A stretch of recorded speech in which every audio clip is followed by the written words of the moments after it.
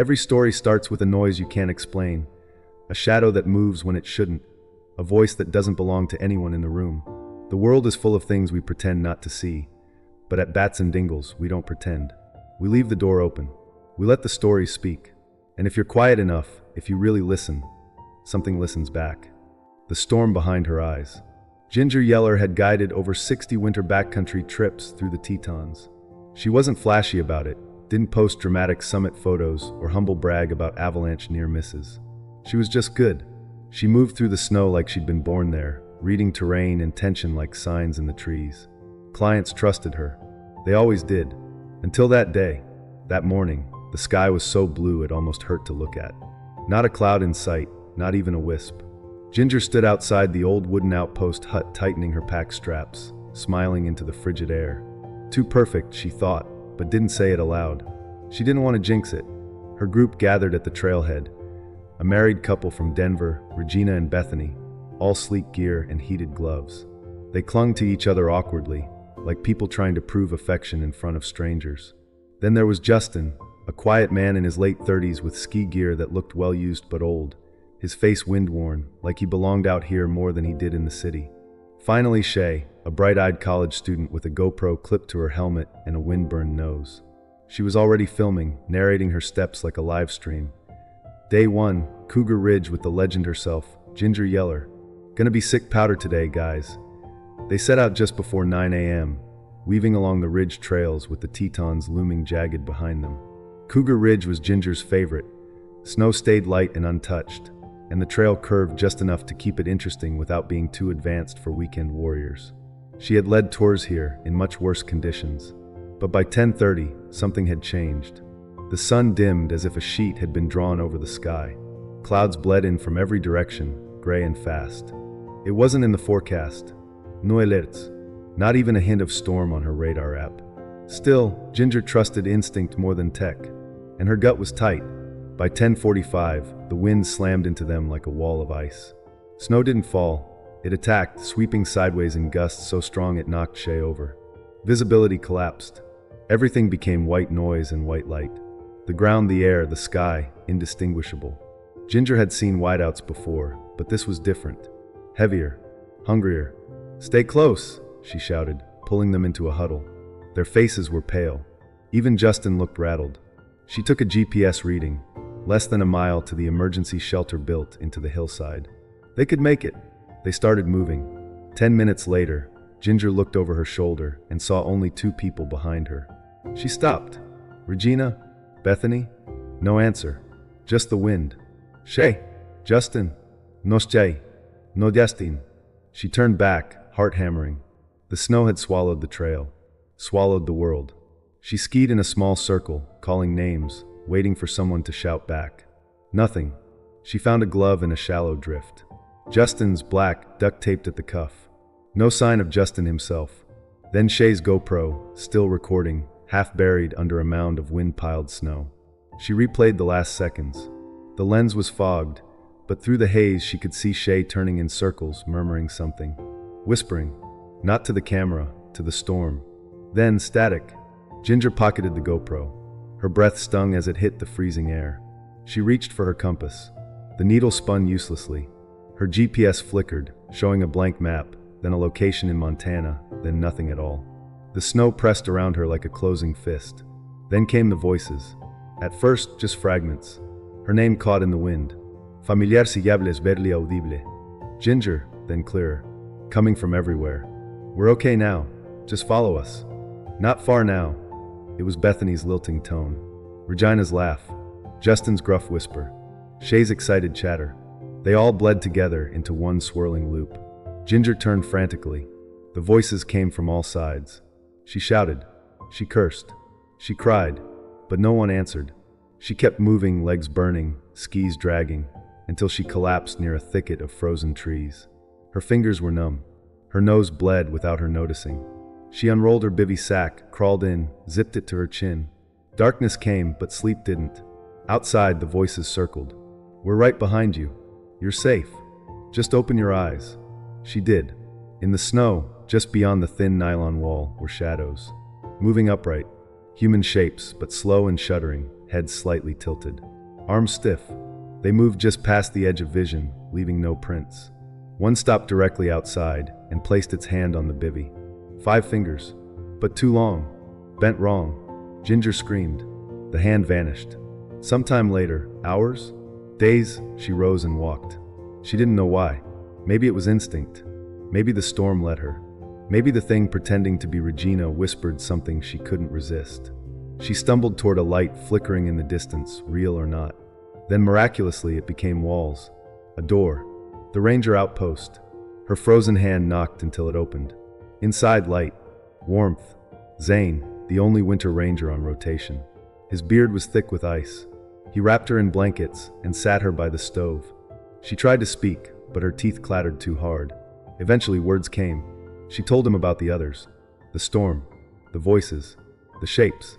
Zane listened with furrowed brows. Then he brought her the trip log. "You signed up alone, Ginger."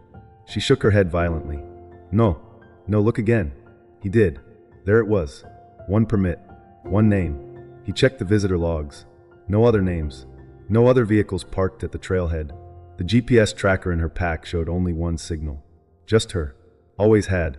"Maybe the snow covered something up," Ginger murmured. But her voice held no confidence. She demanded to see the GoPro footage. Zane connected the card to the outpost computer. The screen flickered.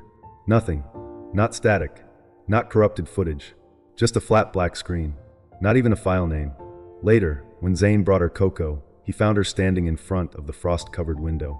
Still, breath fogging the glass. "Everything okay?" he asked. She didn't turn. Just stared. He walked closer. Looked at the window. Etched in the ice were 5 faces.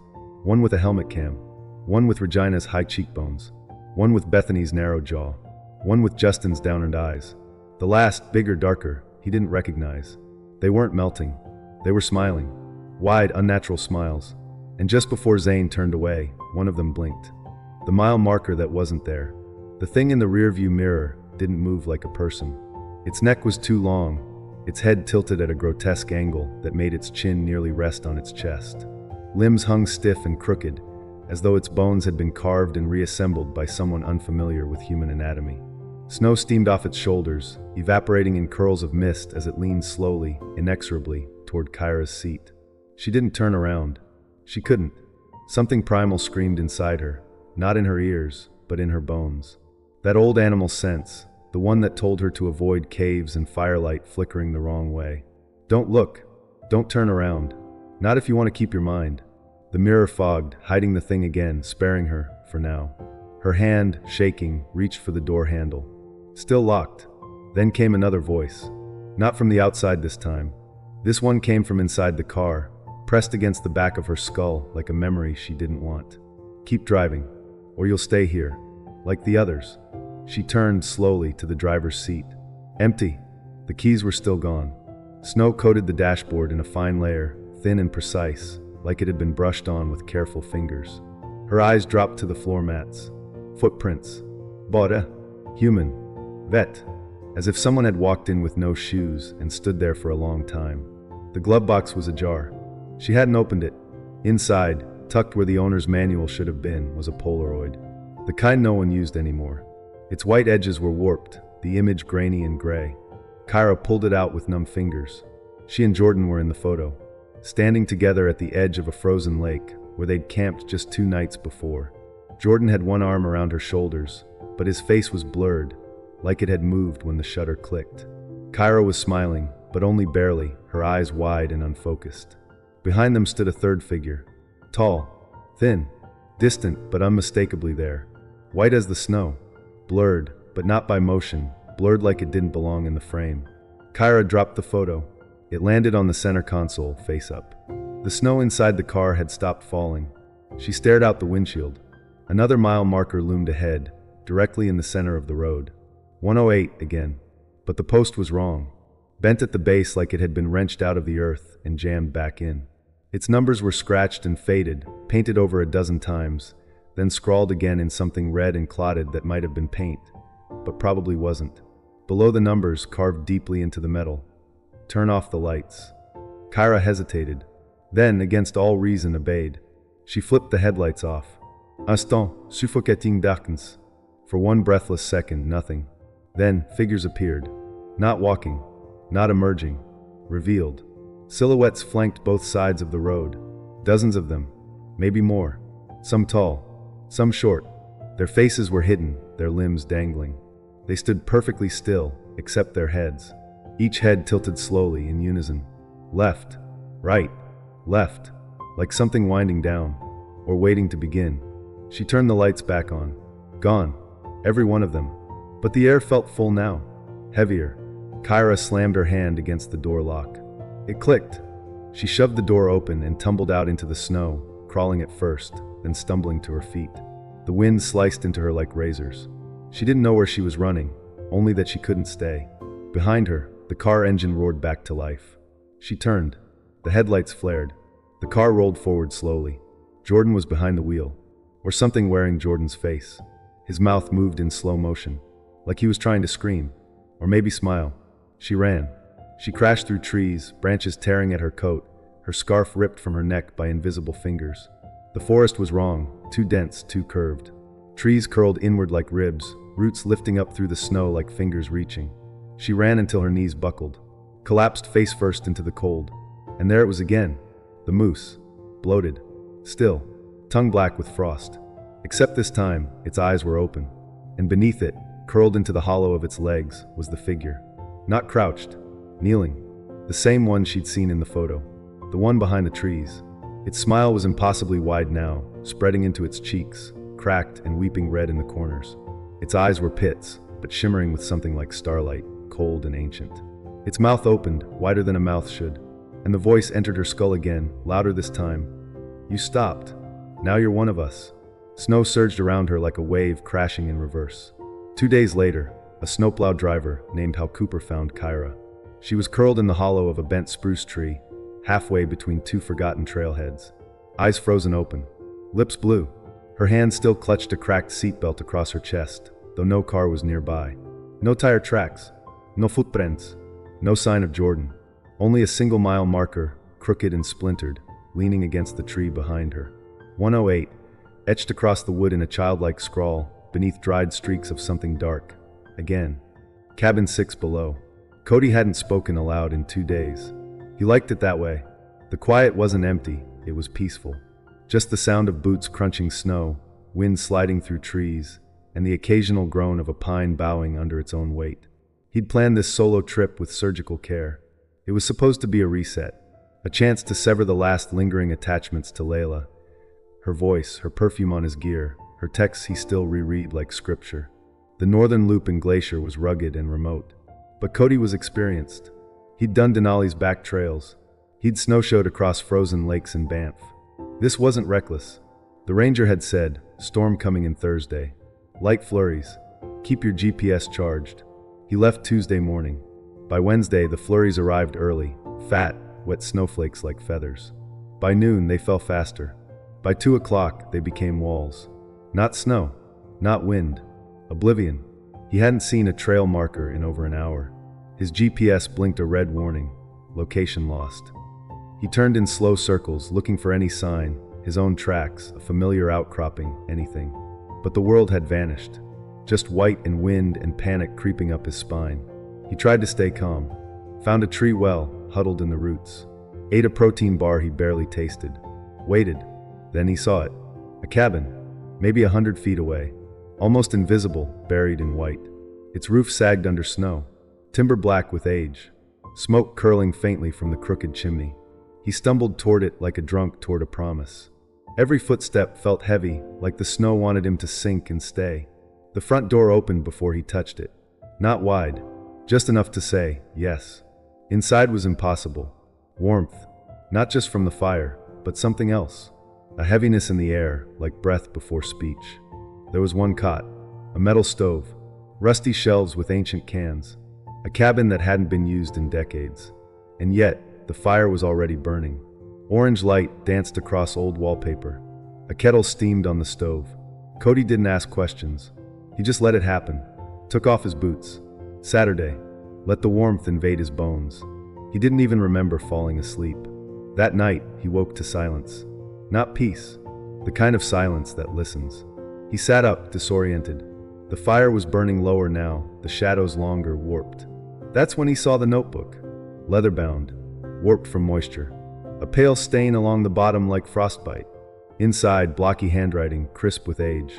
R. Haskins, 1952. The entries began normal. Trapping routes. Snowfall measurements. Inventory. Then they unraveled. Day 11, saw the stairs again. Didn't build them. Didn't know they were there. Day 17, something is beneath. I feel it moving at night. Day 22, the cold is coming up. Not down. It's rising, breathing through the seams. Day 24, it said a name tonight. Not mine. Not yet. The sixth below. That's what it's called. That's what it is. It remembers. That was the final entry. No signature. Just a thumbprint, smudged gray. Cody set the notebook down slowly. The fire hissed. By morning, the fire wouldn't stay lit. Even fresh wood hissed and died. He used his emergency stove. It sputtered. The warmth felt fake, like theater lighting. The air tasted stale. Metallic. His breath no longer fogged the windows. It curled upward, toward the ceiling, like something invisible was breathing it in. That evening, while pacing the creaky floorboards, Cody heard it. A thud beneath his feet. Then another. Measured, like a heartbeat from under the earth. He knelt, listened. Whispers. Not from outside. Not from behind the walls. From below. He moved the cot aside. The floor was scratched in a perfect square, barely visible unless you knew to look. He pried it open. Beneath, stairs. Narrow. Spiral. Cut into black stone slick with frost. He should have closed it. He should have left. But he didn't. The descent felt endless. Each step swallowed the light. The air thickened. The walls pulsed faintly with veins of ice that shimmered like glass. Symbols spiraled across the surface, patterns that seemed to change when not being watched. He passed old gear, a canteen, a torn scarf, a boot still with a foot in it. Bones, old, cracked, smiling, but no rats, no insects. Nothing lives this far down. At the base of the stairs, a chamber yawned open, and there at the center was the door. It wasn't ice, it wasn't stone, it was something in between, transparent but solid, breathing but still, humming with heat that never warmed. And behind it, movement, coiled, fussed, sleeping, a thing that did not fit inside the world. Cody stood, transfixed. His light flickered, then failed, and still the chamber pulsed. The frost patterns grew, etching themselves across his chest, his arms, his breath. Then a voice, from behind the door, from inside his skull. You came. You saw. Now you belong. They found the cabin weeks later. Just a routine flyover that spotted something strange. A rescue team was sent. The fire was dead. The kettle frozen mid-boil. Cody's bag still near the door. His journal on the cot. The last page read, "There are layers to cold." 6, they say. And the 6th isn't weather. It's memory. There was no hatch beneath the cot. No spairas tercas. No door. Just floorboards, sealed tight, unbroken. Except for one small detail, the wood was warm to the touch. As the rescuers left, one of them looked back. In the treeline behind the cabin stood a figure. Not quite a man. Not quite not. Watching. Breathing. Waiting for the next snow. The snowman that followed. Darwin loved snow days. More than anything else, the magic of waking to the world blanketed in thick white. The way snow muffled sound and made everything look new, untouched. At 10 years old, school cancellations meant freedom, and freedom meant a day spent building snowmen. His mom, Kaya, watched from the kitchen window as Darwin rolled his first snowball, big and round, smooth and gleaming with fresh powder. He carefully pushed it forward, gathering more snow, making the base larger and larger until it was nearly as tall as his waist. He laughed when it finally toppled over, dusting snow from his jacket, and started again. One after the other, he rolled the middle and top spheres, stacking them carefully. He wrapped the faded blue scarf he'd worn to school around the snowman's neck, placed 2 lumps of coal for eyes, and pressed in a crooked smile made from dark pebbles he'd picked from the driveway. Finally, he found a bright orange carrot in the fridge and pushed it firmly into the snowman's face. "He needs a name," Darwin declared, teeth shining. "Snowy," Kaya offered, smiling. Darwin shook his head. "No, Snowy's boring. He needs a real name." "Frosty?" Darwin considered. "No, he's special. I'm gonna call him Hollow." Kaya's smile faded a little. "Hollow." It sounded empty, But she said nothing. As the day wore on, the blizzard intensified. The sky was a swirling maelstrom of thick flakes, the kind that obscured everything beyond the street lamp's halo. The wind whispered against the house like dry bones scraping. By evening, the power flickered twice and died, plunging the home into darkness except for a single candle Kaya lit on the kitchen table. The house felt smaller, colder. Through the window, Kaya checked on Hollow. He still stood in the front yard, exactly where Darwin had left him. But then her breath caught. He wasn't where she remembered. No, Hollow was closer, about 10 feet from the porch. Kaya blinked hard, hoping it was a trick of the dim light or drifting snow. But the snowman stood perfectly still, watching. She laughed nervously, blaming exhaustion. That night, Darwin was restless. "Mom," he whispered from his bedroom door. "I think Hollow moved again." "Snowdrifts can do that," Kaya said. But Darwin wasn't convinced. He kept glancing out his window toward the backyard.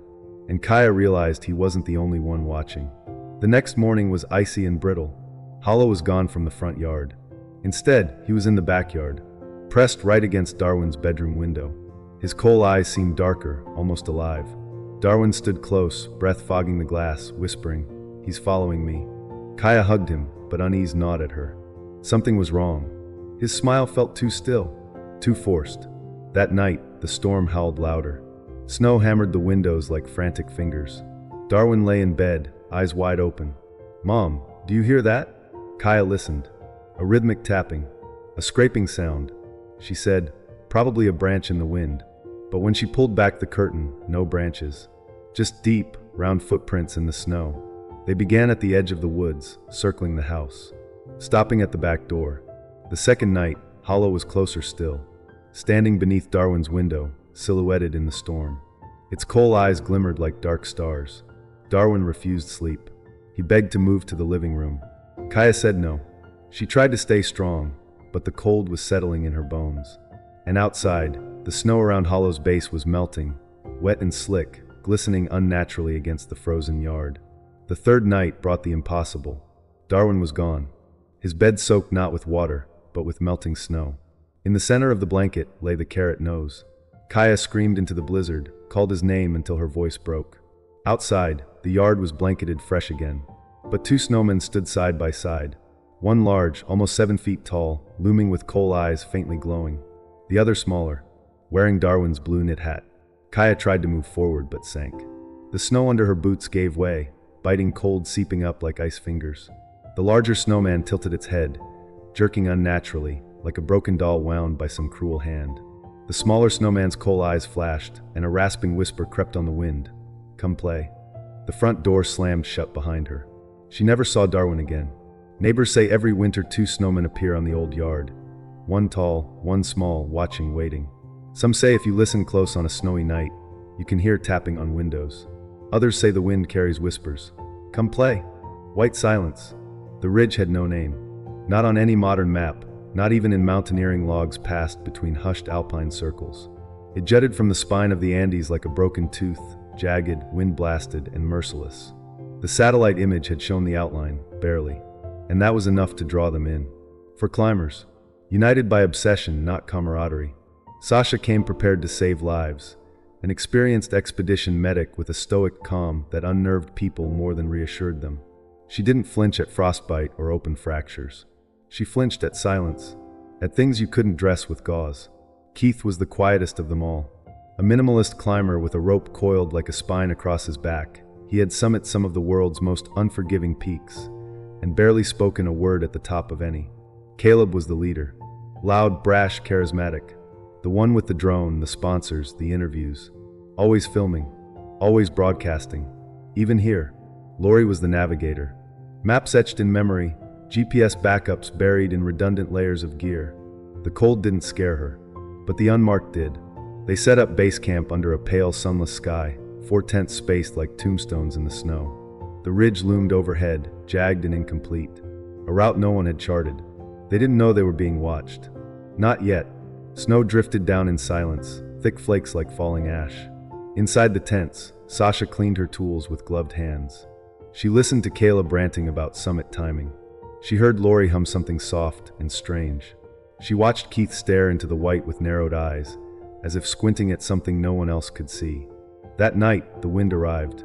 But it wasn't a howl, it was a scream, like something ancient had woken in the mountains and didn't want to be seen. The tents bent. The snow blew sideways. Their radios crackled once, then went dead. The satellite phone blinked, and no signal. They were sealed in, trapped inside a coffin of wind and ice. Caleb didn't answer morning roll call.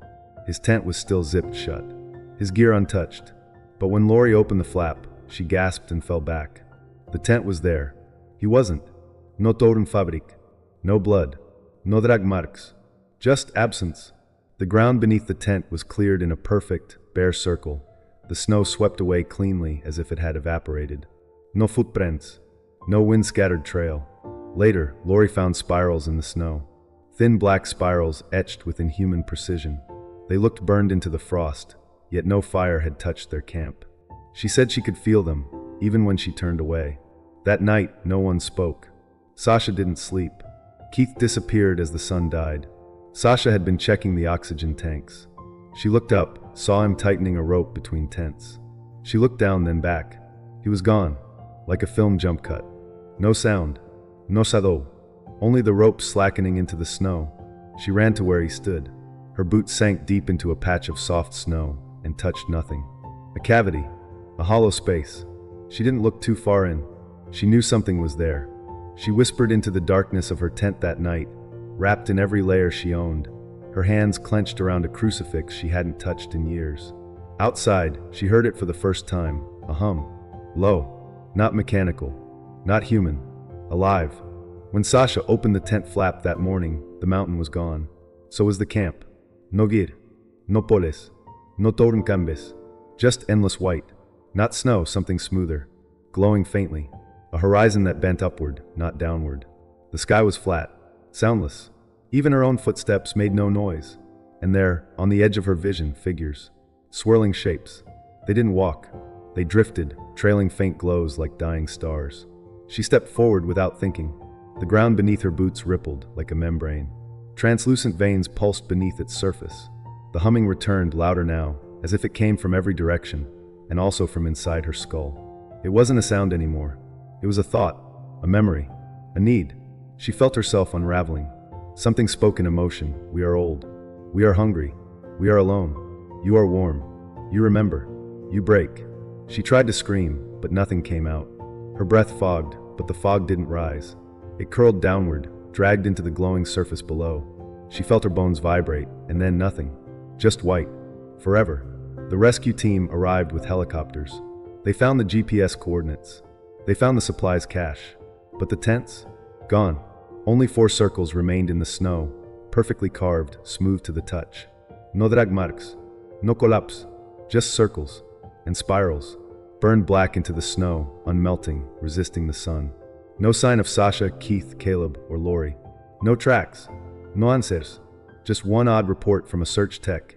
He said he kept hearing something in his headset. A kind of lullaby. Not words. Just humming. And in the static, what sounded like breathing. Here at Bats and Dingles, here to tell you some bone-chilling horror stories, and would love you to hit the like, add, share button to help me continue to make more videos.